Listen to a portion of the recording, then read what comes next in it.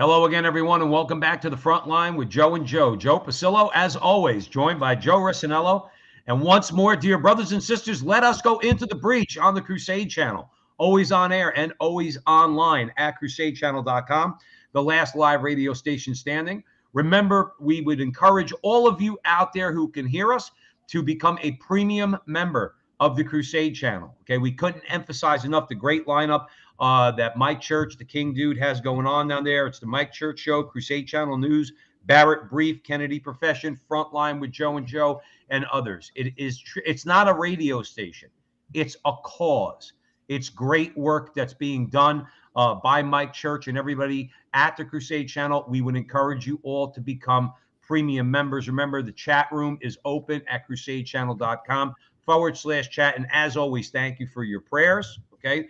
We really appreciate it. The show is going very, very well, not just on the Crusade channel, but also on the Veritas Catholic Radio Network, where we have a Sunday afternoon at 5 o'clock Eastern time, our interviews. From over this weekend, we had Dr. Edmund Mazza. The podcast is available, so we would encourage you to download the Veritas Catholic Radio Network mobile app. And again, get your information not from Fox News, and heaven forbid, don't get it from MSNBC or CNN, but even Fox News, all right, and many of the others, okay? We're Catholic. We could get a lot of news, stay right up to speed on everything that's going on just by using Catholic media outlets, okay, like the Crusade Channel, like Veritas Catholic Radio Network, and many, many others out there. Support our people. That's what we need to be doing. Not saying shut out everything else, but prioritize all of those that are speaking Catholic truth in this country. And that's what we're going to talk about tonight. We're going to talk about Catholic truth. And we're going to, Joe, I think, Joe Rissanello, it's fair to say we're going to equally cheese off left-wingers and right-wingers tonight, okay? But you see, but that's what Catholics are supposed to do, because we're neither supposed to be left-wing or right-wing. We're Catholic. That's our worldview, all right? We propose or we support the proposals of the church, which represent the good, the true, and the beautiful in all aspects of life. Tonight, today, it's going to be economics, okay? And specifically, we want to talk about Dan Lipinski, okay, who we don't agree with on everything. He's a Democrat. I find it hard to agree with Democrats on anything. However, okay, he's basically making a pitch. Joe, I think you'd agree with me on that. It almost seemed like a pitch to me, okay, because he went to the Napa Institute. Now, you want right wing? I don't want to call it that. A lot of people consider Napa the Catholic free marketeers, okay? And there's nothing wrong with the free market. We believe in the free market. But for Dan Lipinski to be there, that says a lot, okay? And he was talking about another politician, J.D. Vance, who recently came into the Catholic Church. And what were they talking about, Joe? Economics. And that's a conversation worth having, because obviously that affects us all. Pope Leo had something to say about that 150 years ago. So we're going to be alluding to Pope Leo the Great, okay, Pope Leo, because Rerum Novarum is one of the most important documents in the modern church. Would you agree with that, Joe? Oh, it's big. Labor. It's a big one. It's a huge one. And that's why it was reiterated 40 years after it was written by Pope, I believe, Pius XI in Quadragesimo Anno. And then in 1991, on the 100th year anniversary of Rerum Novarum by Pope St. John Paul II in Centesimus Annus, because it's important, because the common good is important. And that's what they're talking about. Plus, we're going to talk about how the Democrats really have abandoned. They really have. If there was ever a time for Republicans to seize an opportunity, okay, it would be now. And we're gonna give them a couple of Joe and Joe suggestions. And then if we get to it, we're going to give you a textbook example of why this 20 to 30% of registered Democrats would run away from that party if the Republicans would give them a reason to. And it's another one of those atrocious examples coming out of the Democrats in the state legislature in Pennsylvania. So we hope that, we get to it all on the Crusade Channel, always on air and always online at crusadechannel.com, the last live radio station standing. So, Joe, let's start with Dan Lipinski. Well, we'll just we didn't pray. We'll just give St. Dominic pray for us. Our Lady of Victory pray for us. Pray for us. As Joe said, Dan Lipinski had something to say. He was opining in First Things on the common good. And but before we get into the actual verbiage of what he had to say, I think we have to go back and refer to some history. As Joe mentioned, the encyclical by Leo XIII, which was written in 1891, and that is Rerum Novarum. In it, Leo XIII rejected both socialism and unfettered capitalism and urged all individuals and institutions to serve the common good. Though some complained that its public welfare programs and moving the country towards socialism, the Democratic Party was the best option. This is Lipinski, from the point of view of many Catholics, since it was more clearly focused than the GOP on supporting the working class and their families. This is historically speaking. But then in recent years, Marco Rubio spoke on Catholic social teaching. He spoke at Catholic University. We referenced that in a couple shows on the Crusade channel, always on air and always online. Basically, he was championing common good capitalism. And he also quoted Rerum Novarum. And this is what Rubio said at Catholic University. He said, justice demands that the interests of the working class be carefully watched over by the administration so that they who contribute so largely to the community may themselves share in the benefits which they create. Now, obviously, the Democratic Party has changed. It's kind of, well, it's not funny, it's sad, but we've been saying this for a year. I'll be honest with you. Joe and I have been, this is not the Democratic Party of old. And what I want to reference, basically, because I think what happened in England is happening here. And I have a friend that works in Ireland and we talk politics often. The working class has abandoned the Labor Party completely. They're woke and they don't relate to the Labor Party. Joe, who's abandoned whom, though, real quick? Well, labor, as in union workers, have abandoned. It was more of a rhetorical question. It seems to me, now just a quick comment, it's labor. In the case of England, it's labor. It would be called the Democrats here. They've abandoned the working class, is my point. Correct. And that's what you're seeing here. Right. Yeah.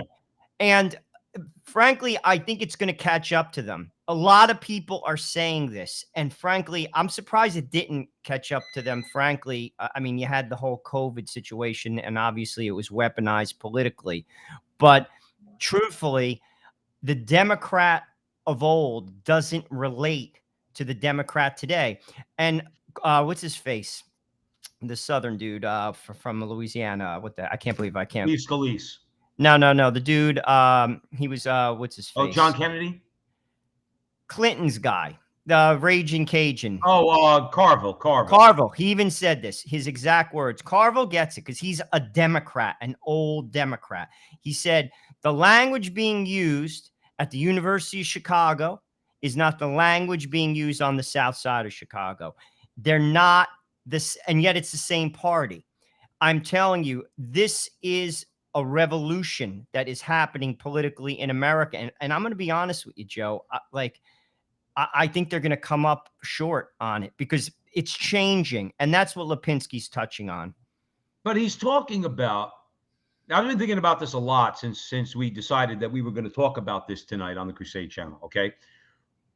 You know, you're talking about really what we talk about on the show all the time, which is that the Republicans refuse to break out of political ideology or what you would consider to be conservative ideology, which obviously embraces free markets. And I'm tired of having to make that clear. Joe, let me give you an example. A social safety net under which a person will not be allowed to fall. Okay, because many people take risks. Labor takes risks. We risk when we go to work for a corporation. How do we know that corporation is going to be in business 2, 3, 4 years down the road? We take risks too. But if you take a risk and fail, okay, at the very minimum, I think a decent society would say, all right, you're going to have food, shelter, and clothing and those things that you need to get yourself back on your feet and get out there. To which most people would respond, well, I think we could afford that. We could do that. We're a wealthy nation. We could do that. I hate when people conflate that with communism or socialism. They're not the same thing. Socialism is state ownership of the means of production, or if you want to just say it more literally, it's a step towards state ownership of the means of production. They are not the same thing. You could be a free marketeer and believe that markets, and again, we're going to talk about markets today, okay? But the usefulness of markets to serve the common good are a very good thing, extremely valuable. We value them, but they are not God. They are not to be worshiped. And does it seem to you, I'm going to ask you a question, Joe. Does it seem to you that sometimes there's an idolatry of the market? It's almost like conservatives speak almost fearfully, like you would rightfully speak fearfully of God. Okay. In other words, that I don't want to offend God. They talk that way about markets. Oh, we can't disturb the market. We have to let the market work itself out. Now here's my larger point, and then please comment on it. Joe, the relationship has been inverted. What's meant to serve us and the common good, we are now serving it.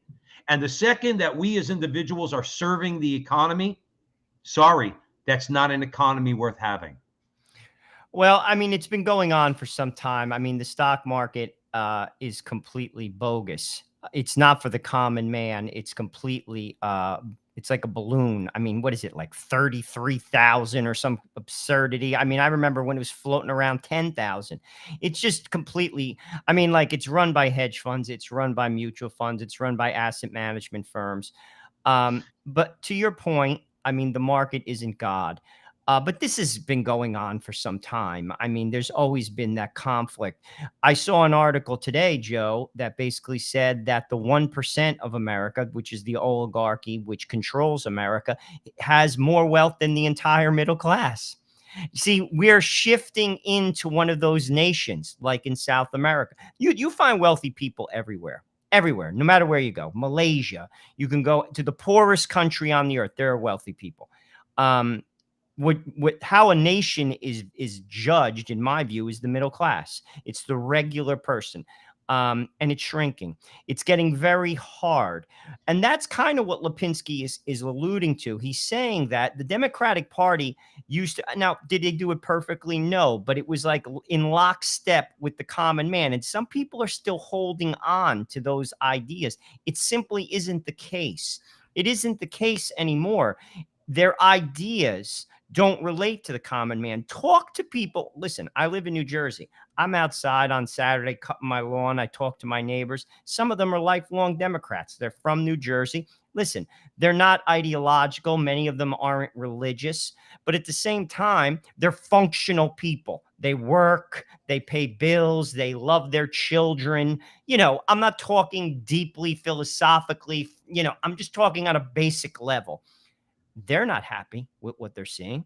No. I mean, like, and this is what I'm saying, like, the country is shifting politically. Joe, here's the problem. As we talk about at the front line with Joe and Joe all the time, okay? The problem is not the left. We know what the left wants to do. And I'm going to give the example one more time. So, because I think it's so appropriate.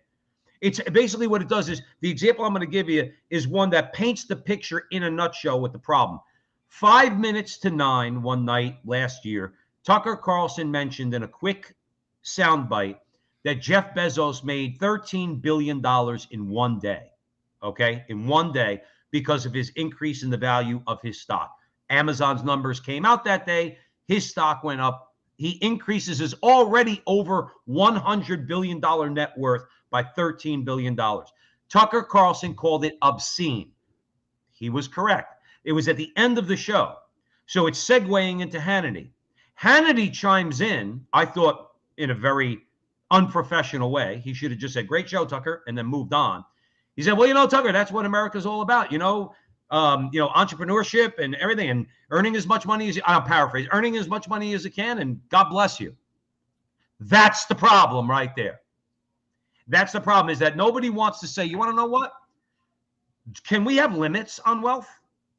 Now, if you say that, a lot of people would call you a socialist. But I would say on a practical level, when you have, first of all these oligarchs are setting the conditions under which the middle class is evaporating, as you described, Joe, where the 1% has more money than the entire middle class. Okay. So the politicians and our policies are setting that. Okay. They're the ones that are, as Leo the 13th said in Rerum Novarum, they are disturbing the market and the natural order of things. They introduce things to deliberately to drive down wages. on the right and on the left, whether it's immigration, whether it's a sexual revolution, whether it's trade deals. Their goal is always the same thing, to drive down wages so that the middle class evaporates. We know that that's what it's about.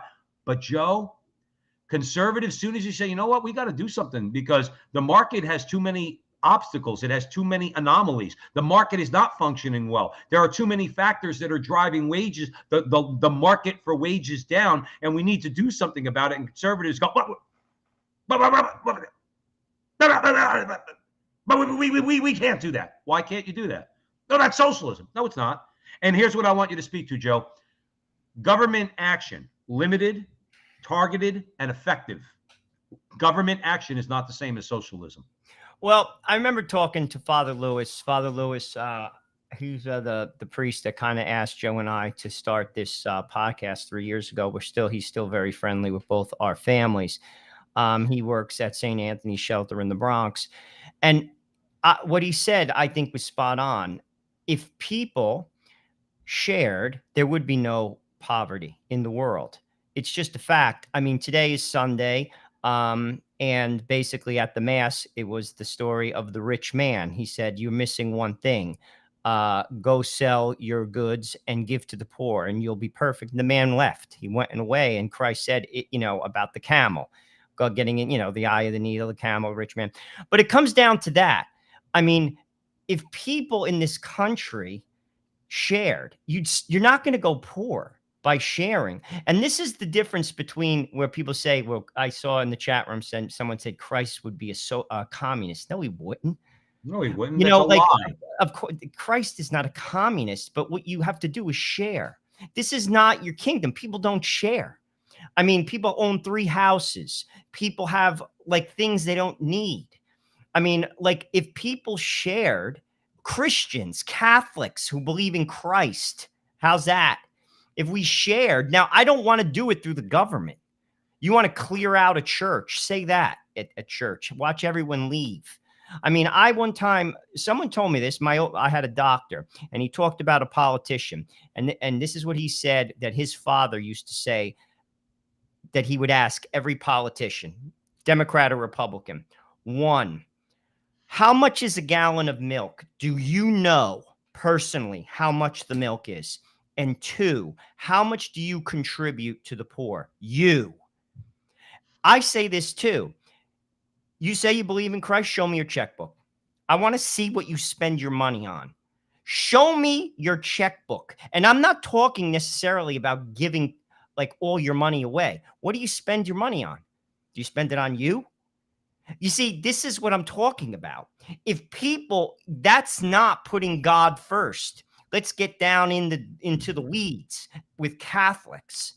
I had a friend of mine. I went to a Jesuit school, and some of my friends, frankly, don't practice the faith. But I will say this: they're some of the better people that I've ever met. I was telling my wife this. I have met Catholics, devout, pious Catholics, and I can compare them. And I'm not judging eternity. I'm talking about pure action. And I can compare them to people I went to school with, Jesuit school. I'll be honest with you. The people that I know, many of them don't go to church. And I'm not talking about who's going to heaven and who's not. I'm not God. I'm talking about their actions. Their actions far exceed many of the pious Catholics that I know. By far. One of my roommates has the mind of an engineer. He does not go to church. He teaches in the ghettos of LA.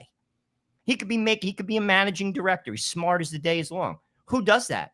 Right. I'm just saying, where it's not about socialism. It's about sharing. Well, no, it is about sharing. But then at some point, Joe, we do have to realize that. And I agree with you. Okay. And in our hearts, we should all be sharing. I actually, our foster son, and thank you for all your prayers out there, who in the next few months, he's going to become our son, our legal son. I was trying to explain to him today about the widow's mite. In other words, about how, the rich man goes into church and kind of makes a big deal about the $1 million or whatever he's giving. But the woman who has a nickel gives 2 cents, and the idea of giving from your poverty. And I tried to just impress upon this young man, say, you always have to be giving, whether in good times, bad times, up, down, or whatever. You still have to be sharing. Okay, you have to be giving of your time, of your treasure. But let's get, if you don't mind, Joe, but let's get back a little bit to what public policy should be, because you're right. And that's a lesson, by the way, that if we did do that in our own lives, we might actually translate that into economic action and support companies that, let's say, for argument's sake, do go out of their way and above and beyond for their employees, and maybe shun companies that don't. We used to do that back in the day. I remember, Joe, I'll give you a quick example. I remember when we were a lot younger, when the big beer was Coors Light. You know what I mean? Like, I remember when Coors Light first came on the scene, I think it was like in the 80s. I mean, it had been around, but it was really, and then there was, and then the idea was, I mean, growing up in Newark, don't drink Coors Light because they don't support unions. They don't support their workers. And you know what? Everybody I knew drank Bud because Anheuser-Busch is a union shop. Now, I'm just using that as a crude example, okay? But we can exert some pressure.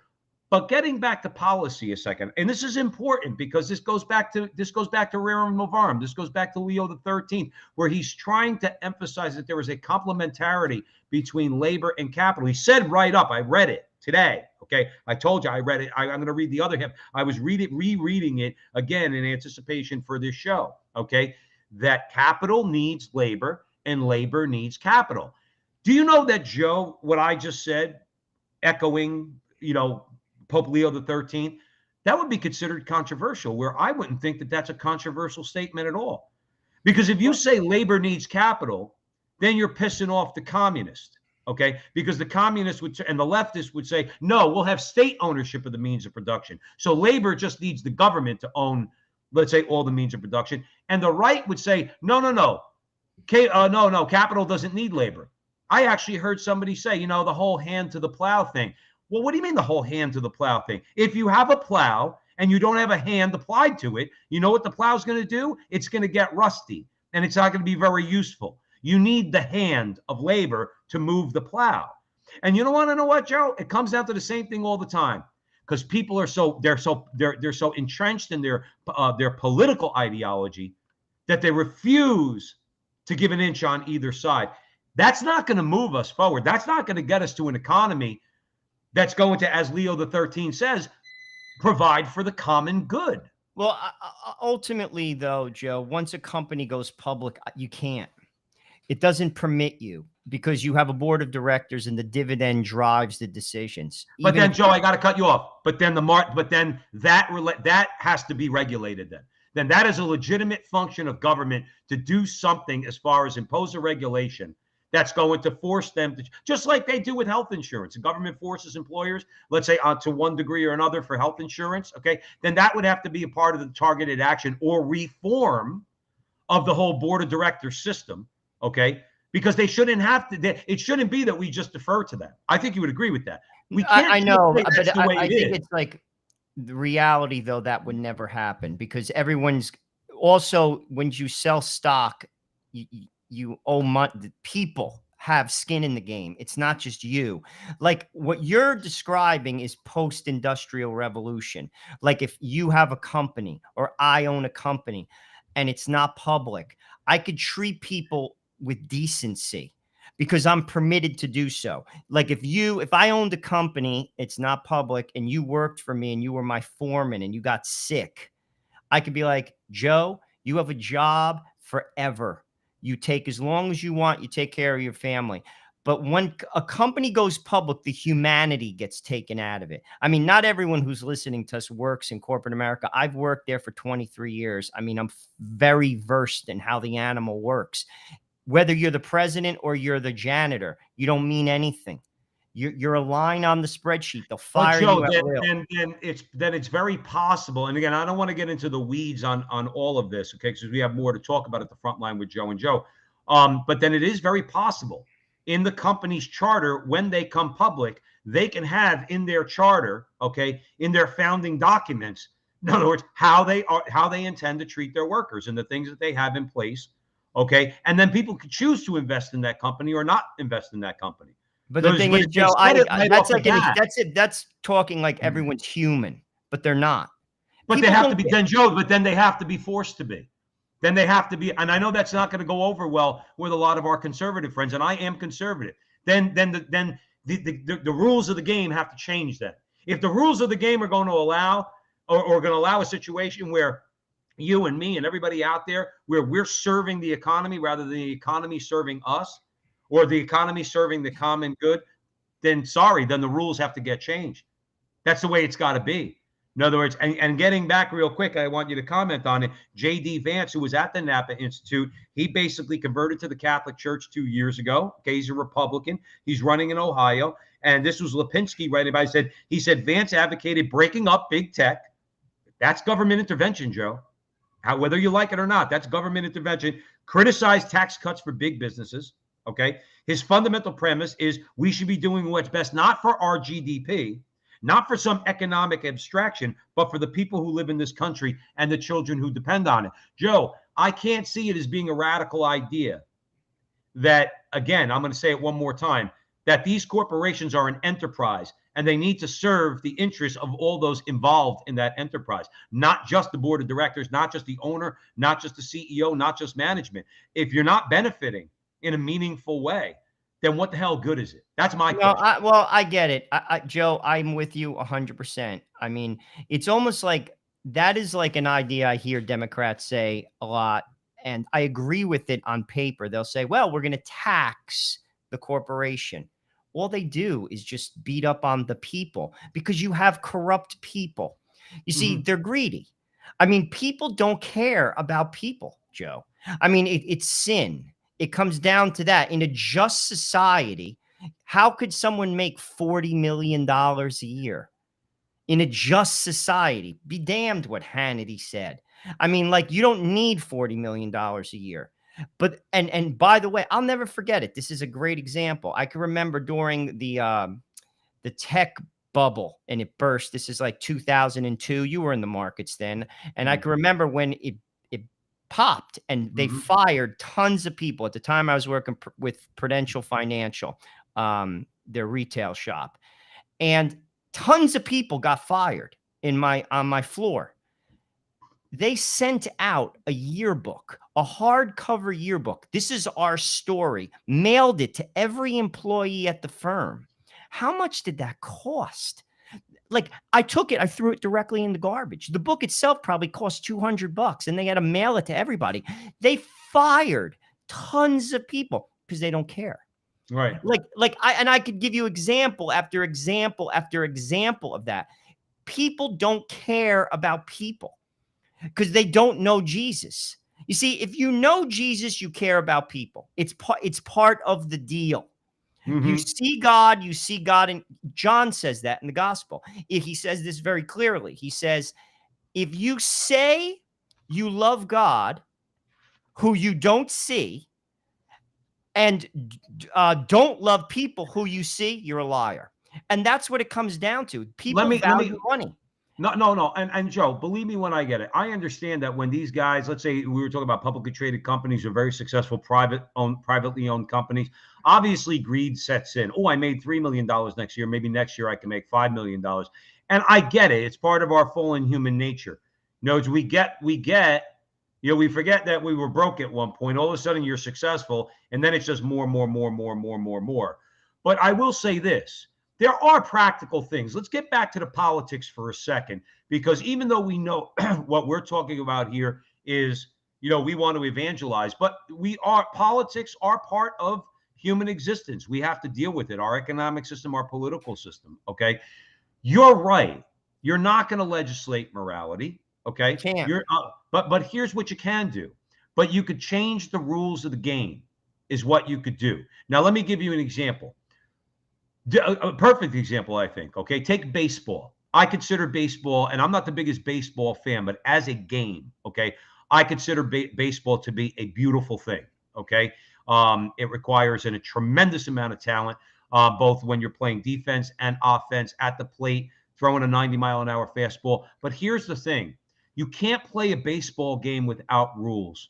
There is no game without rules. Okay. And within the context of those rules, a Derek Jeter could go become the greatest baseball player or one of the greatest Yankees of all time, or whatever the case might be, okay? Because he operates, and all baseball players operate within the context of the rules to create something good, true, and beautiful. Because baseball is a beautiful game, okay? But there are rules.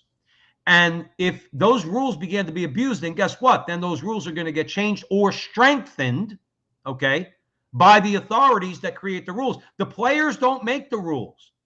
And I think it's an appropriate analogy. In the economy, you don't make the rules, okay? The government is the one that makes the rules, and we consent to that, okay? And if they're reasonable rules, and then everybody's going to operate within it. We have nobody enforces usury laws anymore. We have usury laws in America. Nobody enforces them.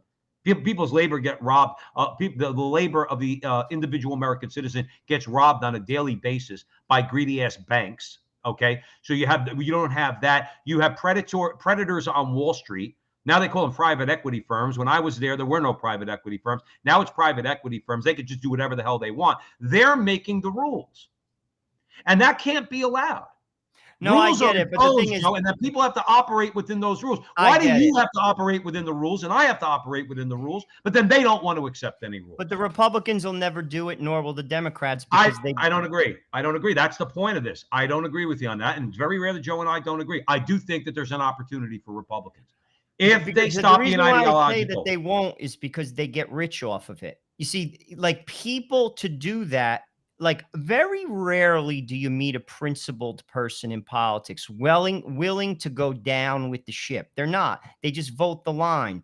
This is what you're saying makes perfect sense, but I would be shocked to see it because people aren't willing to sacrifice anything. They're not willing to give their cut. They get paid. Republicans get paid just like the Democrats get paid. They're the elitists. That's partially where you have all these rhino Republicans. They're part of the machine. They're not willing to shake the tree. What you're saying is 100% right. Humanity in companies. I mean, I have lived the reality and I don't see it. I mean, and frankly, like the only way that I just don't think.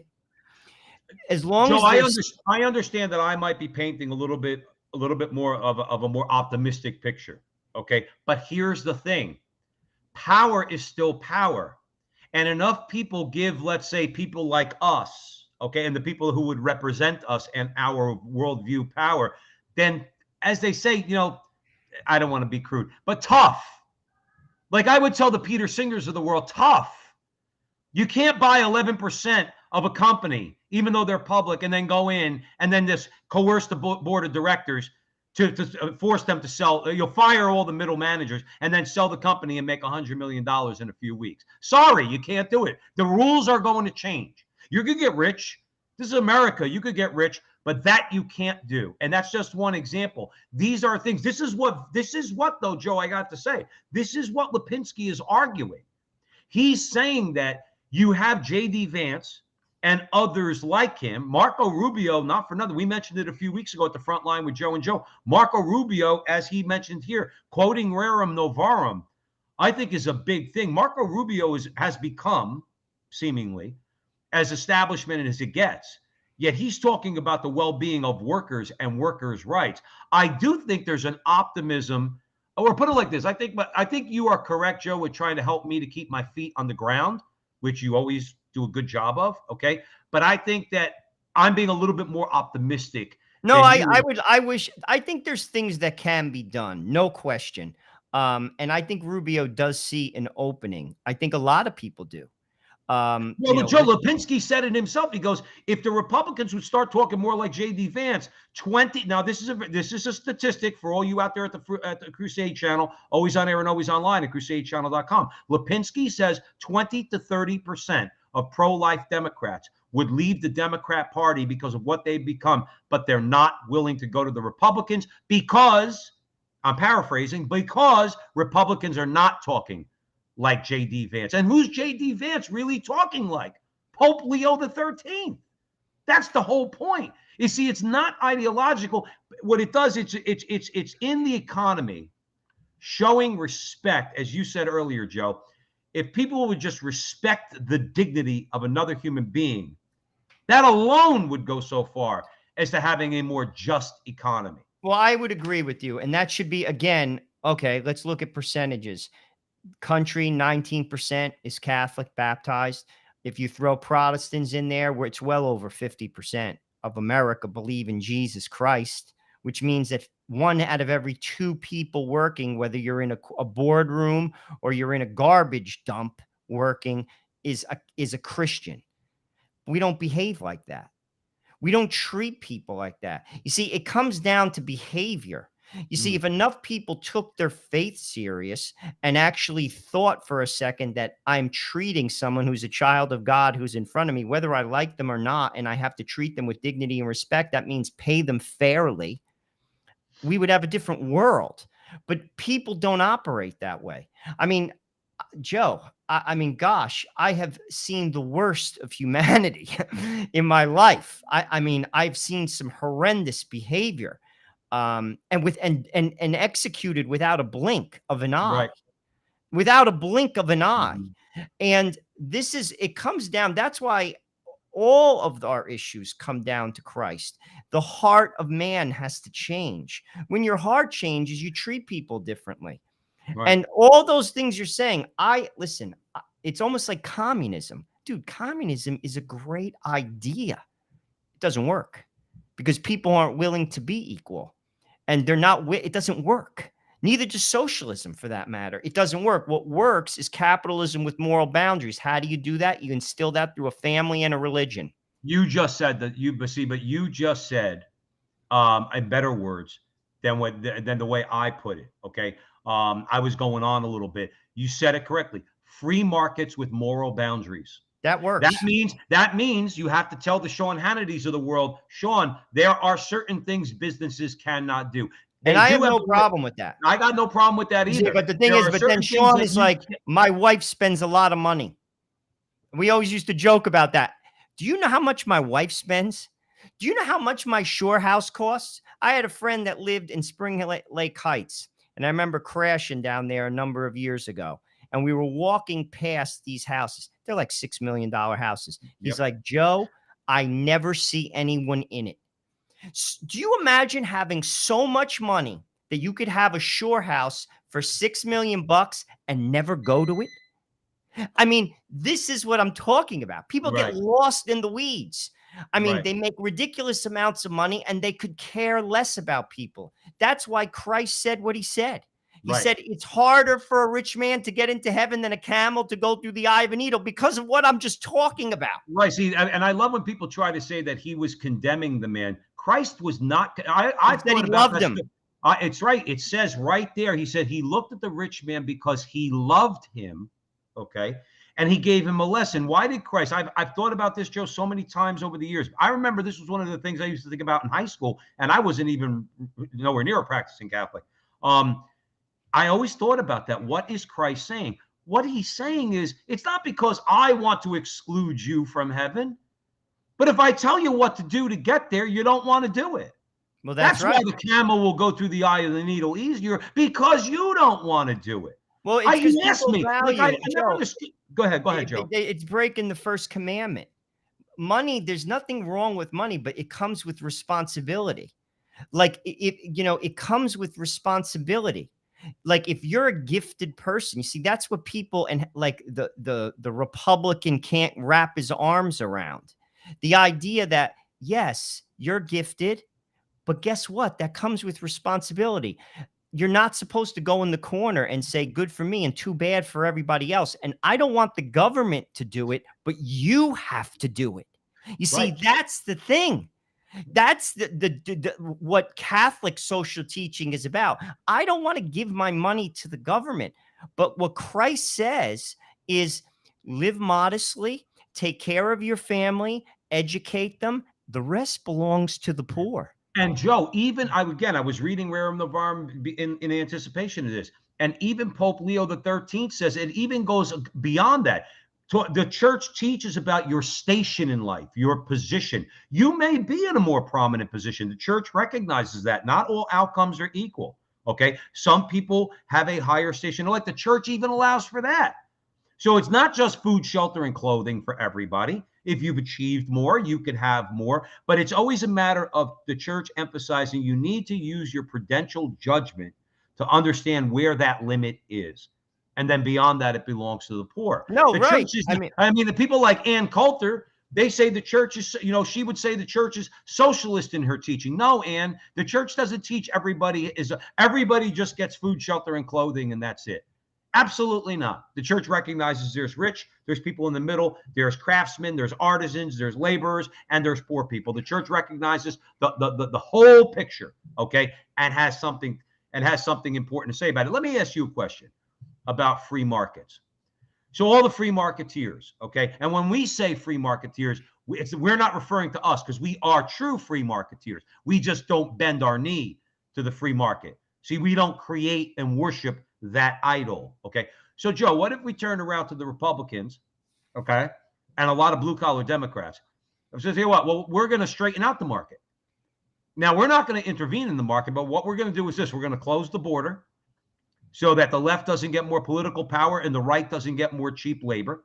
We are going to have a significantly higher tax credit for families for every child they have to incentivize mothers and fathers to bring children into the world, and we're going to make it easier for them to do that.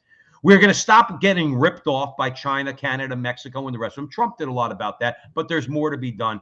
You know what would happen to the free market? I'm going to give you an example. I watched it on my job, and I thought it was a beautiful thing. My boss came in and told me I had to go into the computer, and he gave me a whole list of names, and I had to give raises across the board to everybody who worked in the restaurant. Everybody who was a non-tipped employee had to get a raise. You want to know why, Joe? And this speaks to what we're talking about. They had to get a raise or else they were going to leave and go to another place because they were offering more money. See, that's the market at work. You want to give me $15 an hour? That guy's willing to give me $19 an hour. If you closed the border, if you promoted family life, and you did a number of other things, you know what the market for labor would do? Drive wages up, and not by 3% either, by a lot more than that. Because right now, Joe, we're in a position, I think unfairly, and this is where I blame Republicans, and you could speak to this. I think unfairly because they don't support policies that would tighten that labor market and make corporations have to compete for our labor rather than vice versa, where we just have to take whatever they're willing to give us. I think that that's an injustice. And I think that those it is. Well, there is flawed. Joe. Joe, they're as flawed as the Democrats. I mean, clearly. Listen, it comes down to, again, what's in your heart. I mean, listen, we all make choices in life, how we behave, what we do with our money, what we're willing to do for money is another thing. Yeah. I mean, gosh, I've grown up with people, Joe, they'll kill somebody for money. I mean, like literally almost like they could care less to walk over a dead person on the sidewalk, not even look at him. Well, I mean, we won't get into abortion tonight, but you have the whole culture of death. They kill babies every day for convenience and financial for financial benefit. I mean, it's very easy to rationalize money. I deserve this and you don't. People get comfortable in a living because, again, I think it comes down to their eyes aren't on heaven. This isn't your world. This isn't, your place. You're in the valley. You're walking. If you keep that in your mind, but people rationalize things. Again, you know how much money my wife spends? You know how much money the lunch she went to yesterday cost? Right. Do you know how much money my second house mortgage is? Right. I got to do this. I got to do this. Right. She made me do it. I have to do this. No, you don't. You structured your life that way. That was a choice. So, I mean, like, this is how why do you do that? Because people want to look like they're a big shot. That's right. Why do people buy a $5,000 watch? Why do people spend $150,000 on a car? Right. Like, all these choices, many of them pull into the Catholic Church. Like, no, again, no, listen, we're not. I mean, like, let's be real. Excluding Catholics from this. No. No, but I'm just saying, again, it comes down to more than 50% of Americans say they believe in Jesus. Well, your life doesn't show it.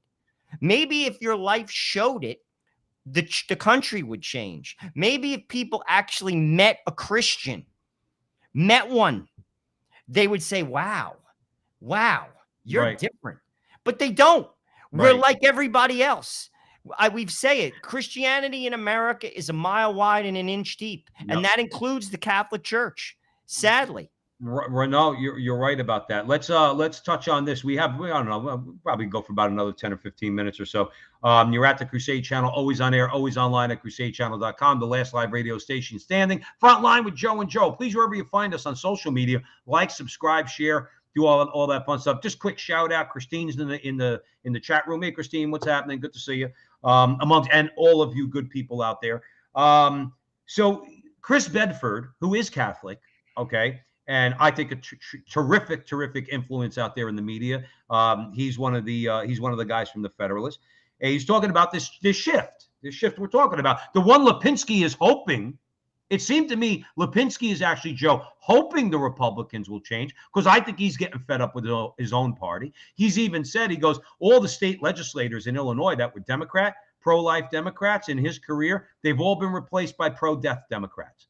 Okay, so he sees the handwriting on the wall, but he's not getting anything from the other side. Here's a perfect example. Chris Bedford said the same thing that Lipinski and J.D. Vance were saying. He said the Democrat Party has become beholden to the big business it once hated so much, even at the expense of big labor and big race. Corporate money is now on their side. Wall Street, Silicon Valley, the centers of wealth chart their party's path.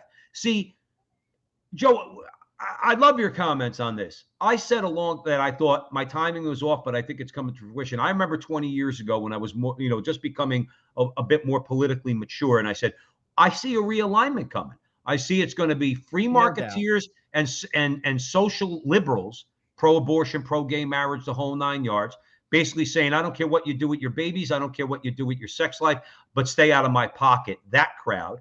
And you're going to have not a communist or socialist, let's be clear, but a more labor-rooted party on the other side that values markets, the Pat Buchanan, let's say, worldview, which is the Catholic Leo XIII worldview, okay? On the one hand, as far as the economy is concerned, where the economy serves the common good, all right, and also social conservatism, strengthening families, outlawing abortion, things like that, okay? That seems to be, and again, my timing was way off. I thought this would have started happening a long time ago. That seems to be what's going on here. There is a realignment, and Bedford's touching on that. He says the Democrats are now in bed with all the multi-billionaires that they profess to hate. Bedford's article quoted Angelo Covadavilla. He's a professor at Boston University. This is what he said. He said, the ruling class appetite for difference, power, and perks grows. The ruling class wears on its sleeve the view that the rest of Americans are racist, greedy, and above all, stupid.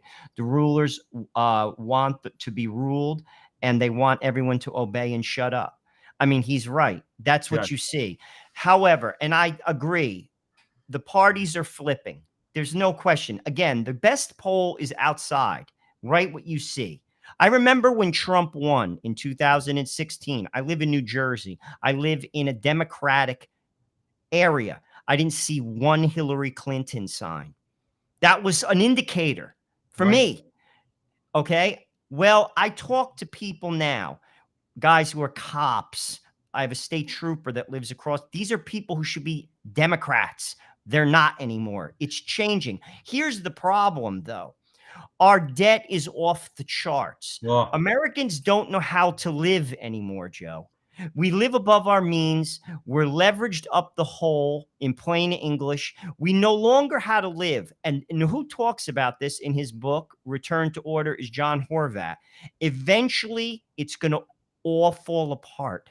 I'm going to tell you this right now. If I had money, like a lot of money, this two things I would buy right now: gold and land. I would buy gold and land because it's tangible. Eventually, we're going to have hyperinflation, and a country is going to implode from an economic perspective. It's not going to matter what party you belong to. You're going to have the uber rich, and you're going to have everyone else in the friggin' gutter. And that's how South America works. That's how most of the world works. Well, if Republicans want to have American values, what they talk about, and Americanism and exceptionalism and entrepreneurism, okay, which we all agree with on that, then it gets back to what you said earlier, and I think that what Pope Leo the 13th alluded to in Rerum Novarum. Then you have to kill the idols that you've created. You mentioned Jesus Christ earlier, which we're always supposed to refer to Jesus Christ, okay, because he's the way, the truth, and the life, okay? He is the one that we worship. And like you said, you got 50% of Americans who are self-identified Christians that worship many, many other things other than Jesus Christ. Maximizing profits. That's not an idol. I want profits. I want companies to be profitable, all right, or else there's no company. All right. Even the popes have said that. Okay. If you don't have a profit, you don't really have a company. So, but maximizing profits, economic growth at all costs. In other words, bowing to the free market, as we alluded to earlier. No, those are idols, false idols, and they need to be killed. And Republicans, and I think this is the whole point of the conversation tonight, if Republicans want to seize a golden opportunity to have a true free market, a true, like you said, Joe, a free market with moral boundaries, all right, that benefits the common good, benefits families, all the things that disgust the right, the gay marriage, the genderism, and all that, these politicians would have no power. The Gavin Newsoms of the world, this idiot in Pennsylvania who's saying he wants to force men to have vasectomies because in response to the heartbeat law, they'd have no power if Republicans would just give this much, because really that's what Lipinski is saying. He says, stop talking about making rich people richer and start talking about making people in the middle class more prosperous and raising people out of poverty. And you know what? They would rule that view. I'm not saying that would even be a Republican party. Maybe it'd be a new name for the party. But either way, that party that took those positions along with social conservatism on moral issues, okay, that party would rule for a very, very, very Joe, long time. I agree with you. And frankly, I do think, and this is why I've always said, enjoy your hour, this crowd. It will be short, their reign, because frankly, I think they've overplayed their hand. I also think the Latino vote is going to go to the GOP a lot more so than it has. And the black vote in the GOP is growing. So they're in trouble. If, like, in all honesty, and I'll tell you this, even people like Nancy Pelosi despise the squad. I am sure she despises AOC as much as she despises Trump. They actually get it in terms of like a winning ticket for the Democratic Party. They don't. They don't relate to regular people, and it's going to wind up hurting them. But overall, as a country, we don't know how to live anymore.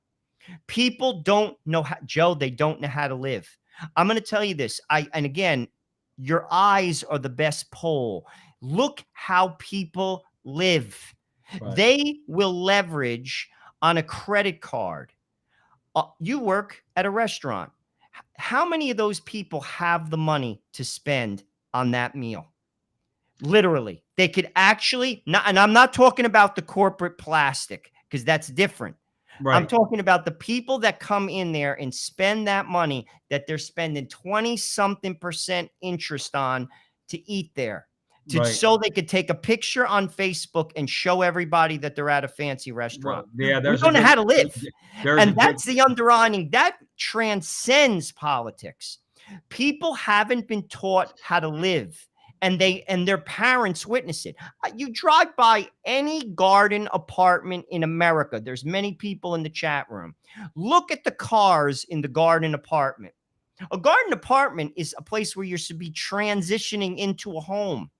You'll see people, they'll have a Land Rover in Lodi, New Jersey, in a garden apartment. I say to myself, what the heck are you thinking? We don't know how to live. And that's why Horvat gets it. The prodigal son will return when it implodes, and it's going to. Oh, well, that's the thing. Listen, people, you can forget about the federal debt. All right. Just the individual debt. Like you said, we say it all the time at the Frontline with Joe and Joe on the Crusade channel.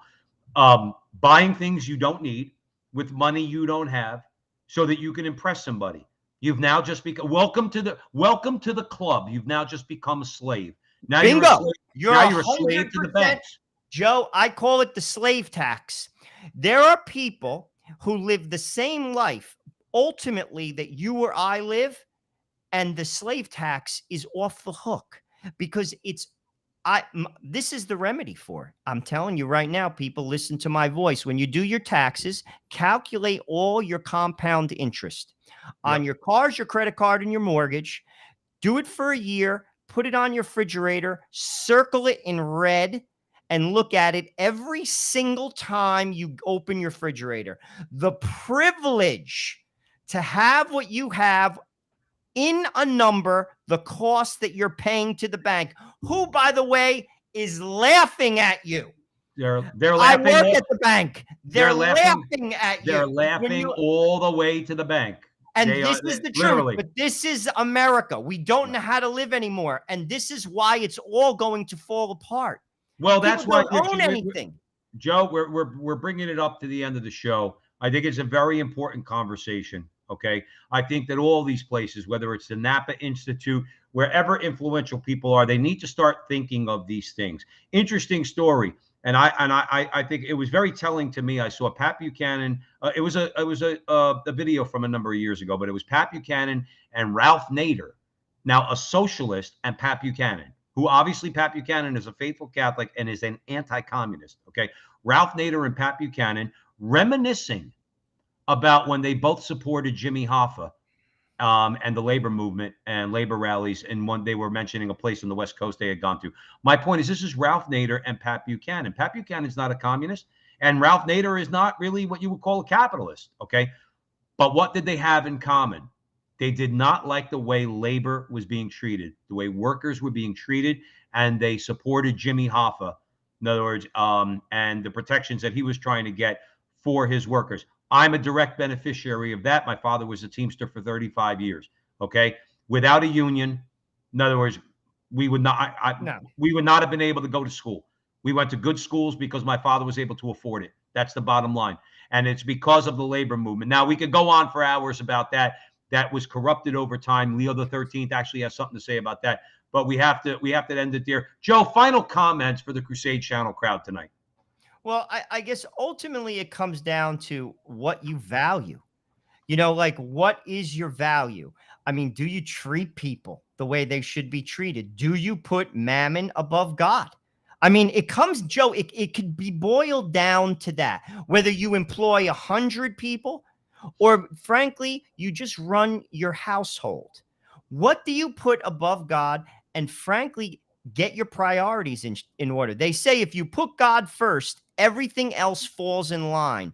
If our country did that, everything falls in line, Joe. Everything would fall in line. And it would go back to being not the great country that it was. It would be greater. Oh, no question. It would be much, much, much greater. And I think that's the important thing. Please, all of you good people out there at the Crusade Channel, always on air and always online at crusadechannel.com, the last live radio station standing. Please, wherever you see Joe and I on either Frontline TV or Frontline with Joe and Joe, YouTube, Facebook, a whole host of places, do something to help us out. Whatever you could do would be great. Patreon.com, Joe and I are on there. Patriot.com/the Frontline with Joe and Joe. Of course, we want to thank you all for all your support, you Crusaders out there, the support we get from King Dude. And we're really growing our little project here. Remember, Veritas Catholic Radio Network, we have our Sunday afternoon interview show on AM radio in the New York metropolitan area. Please be sure to download the Veritas Catholic Network radio mobile app. And we want to thank you for listening to us on the Crusade Channel, your home for the Mike Church Show, Crusade Channel News, the Barrett Brief, and the Kennedy Profession. From sunup to sundown, the Crusade Channel is the last live radio station standing.